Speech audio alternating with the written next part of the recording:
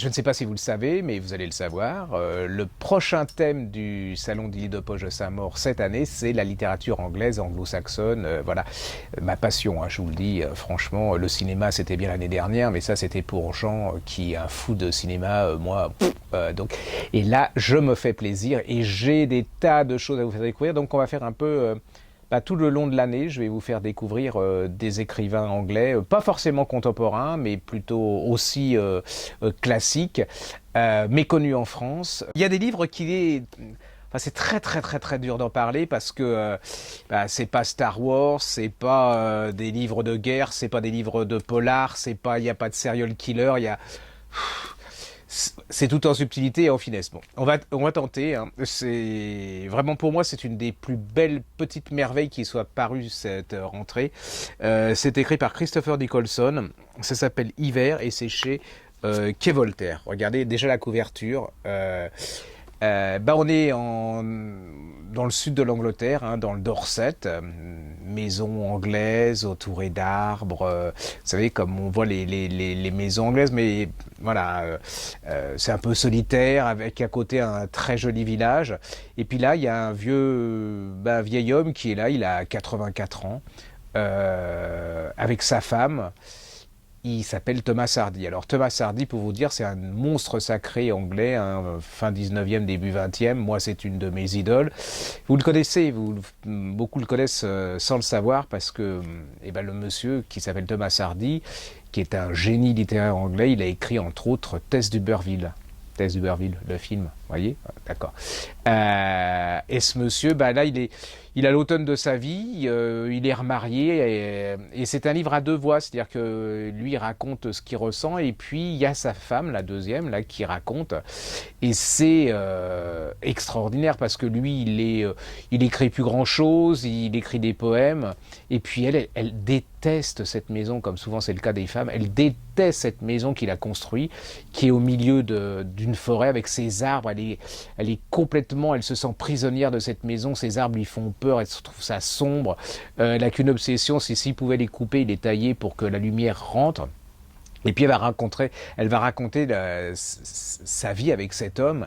Et là, il n'y a que des silences, hein. C'est-à-dire qu'on sent qu'il en a besoin pour pas être seul, mais ils se parlent très peu, ils déjeunent ensemble, ils petit déjeunent ensemble, ils se disent deux mots, il fait semblant d'être intéressé par ce qu'elle dit, et puis elle raconte, et alors là, vous avez le type même de cette femme victorienne, mais on sent qu'il va se passer quelque chose au niveau des femmes, c'est-à-dire qu'elle est là, au niveau sexe, elle n'a pas été éduquée, c'est-à-dire elle se raconte et puis elle dit est-ce que je dois crier pour lui faire croire que j'ai du plaisir, parce qu'apparemment elle n'en a pas. Elle est surprise que des fois il s'endorme sur son épaule quand il s'excite sur elle, et elle se dit c'est peut-être pas normal. C'est-à-dire que c'est vraiment la femme victorienne, hein. On l'a lâchée dans la nature avec un homme, elle ne sait pas trop quoi en faire et faire. Voilà. Et entre autres, elle raconte, et puis elle se raconte, et puis elle se dit, mais bon, je ne dois pas me plaindre parce que je suis pas malheureuse, je suis nourrie, j'ai de l'argent, mon mari est célèbre, apparemment il m'aime, il m'écoute. Et puis tout compte fait, quand elle réfléchit bien, elle se dit, mais est-ce que c'est ça vivre? Est-ce que je suis pas passé à côté de ma vie?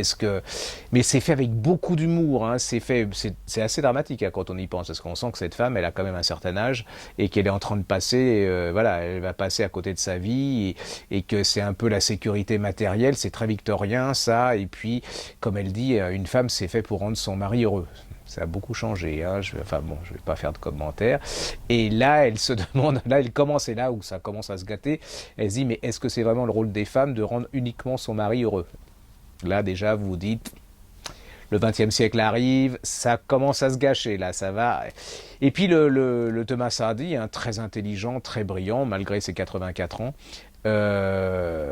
on décide de refaire la pièce Tess d'Uberville dans la ville d'à côté. Et puis là, il y a une jeune fille qui va tenir le rôle de Tess. Et voilà. Là, elle est jeune, elle est fraîche, elle est drôle, elle est intelligente, elle est brillante. Et là, le petit monsieur, il revit, hein, mais la dame d'à côté, sa femme, elle se rend compte qu'il se passe quelque chose.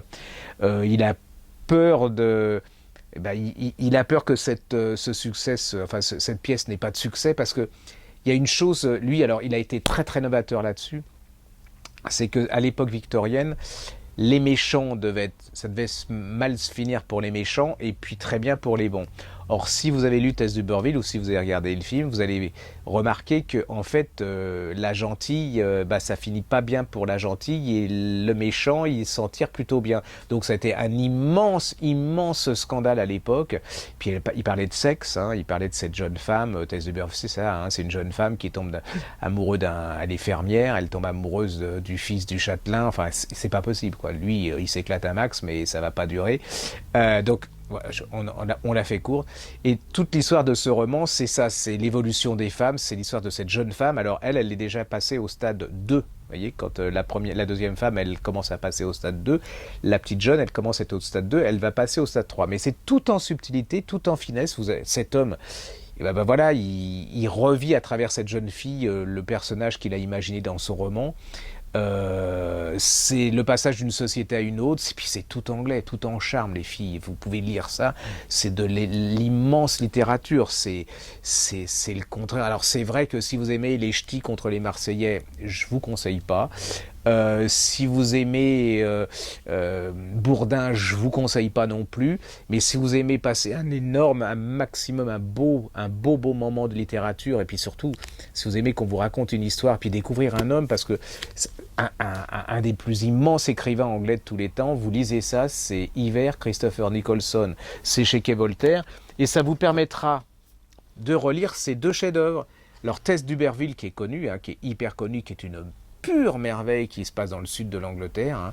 Et puis moi, c'est mon préféré, il est moins connu, c'est Jude l'Obscur, en livre de poche aussi, qui est aussi les malheurs sociaux, les campagnes qui se transforment, les paysans qui montent à la ville, les tentations. Ça, c'est Jude l'Obscur. Vous lisez ces deux choses, c'est absolument deux merveilles absolues. Alors allez-y, parce que là, c'est...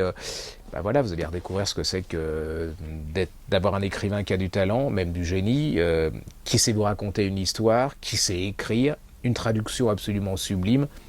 Que demande le peuple? Et il y a un autre génie littéraire anglais, alors qui est encore moins connu que Thomas Hardy, parce que Thomas Hardy, il a une chance extraordinaire, c'est qu'il a eu Tess d'Uberville, hein,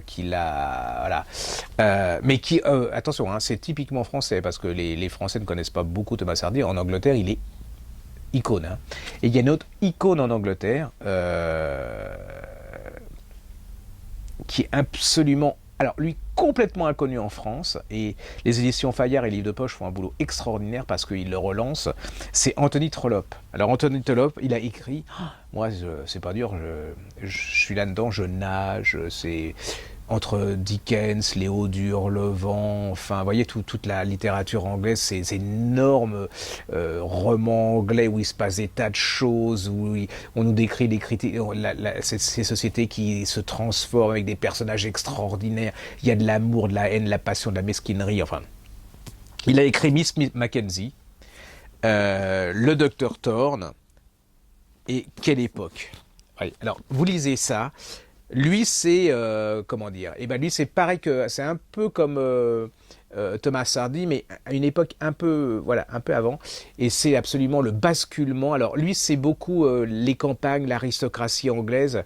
Il y a la révolution industrielle, la nouvelle grande bourgeoisie qui arrive avec l'argent, les mariages, vous savez, entre l'aristocratie qui n'a plus beaucoup de fric et puis cette bourgeoisie qui veut se donner des lettres de noblesse. Et puis il y a ces bourgeois de province, de campagne, ces campagnes, c'est extraordinaire. Si vous aimez, alors vous faites, c'est un énorme, hein, Anthony Trollope, c'est un immense écrivain aussi.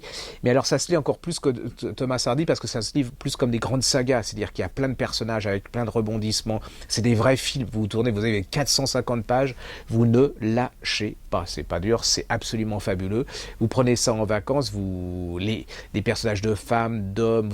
Puis vous avez toute cette société qui, voilà, vous sentez ça bouillonne. Et puis c'est un peu c'est nos ancêtres. Hein. C'est-à-dire, c'est vraiment les années 2000 sont nées dans cette année-là où la bourgeoisie prend le pouvoir. Allez-y. Ça s'appelle Anthony Trollope. Vous en avez en point dans la collection Point.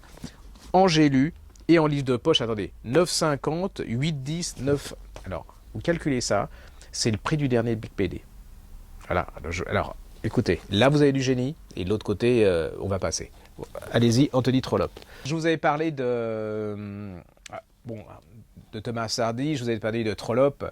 Bon, c'est clair qu'au niveau littérature, c'est quand même des monstres sacrés. Là, je vais vous parler, et qui nous parlaient justement de ces sociétés qui évoluaient, qui passaient par exemple de la campagne à l'industrie et ainsi de suite, de la bourgeoisie qui prenait le pouvoir, enfin de la libération des femmes. Là, on va passer, alors c'est encore anglais, elle s'appelle Eva Rice. Alors, j'adore Eva Rice, mais je suis pas persuadé qu'au niveau littéraire, elle sera une œuvre, mais j'en sais rien, hein, de Thomas Hardy ou de Trollope, hein, j'en sais rien du tout, mais en tout cas, là, elle nous donne, avec Londres par hasard, en livre de poche, c'est un peu l'équivalent de ces gens, mais au XXe siècle, c'est-à-dire qu'est-ce qu'elle nous raconte? Elle nous raconte les années 60 avec ces deux jeunes femmes qui sont fils de... C'est un peu Trollope, hein, vous avez, c'est un peu, on est toujours à la campagne, le pasteur, des filles qui, voilà, qui sont plutôt éduquées à la carré, on va à l'église, on est très respectueuse et tout. Et puis, il y a un moment, ils vont aller à Londres dans les années 60. Hein. C'est-à-dire qu'on passe de la campagne dans les années 60 et les années 60 à Londres, les enfants, c'est que ça pète dans tous les côtés. Hein. C'est-à-dire que la société anglaise, qui est encore un peu victorienne, hein, très coincée, très morale et tout, elles vont débarquer là-dedans, elles étaient un peu robe de bure. Hein. Vous voyez, genre Versailles, vous savez, versaillaise, longue, plissée, écossais, le petit béret, le truc blanc, enfin voilà, l'église, tout. Mais j'ai rien contre. Hein.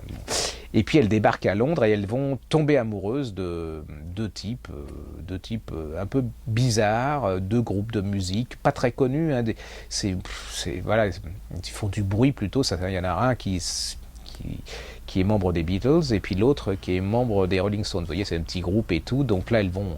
Et là, vous allez voir ces filles qui vont...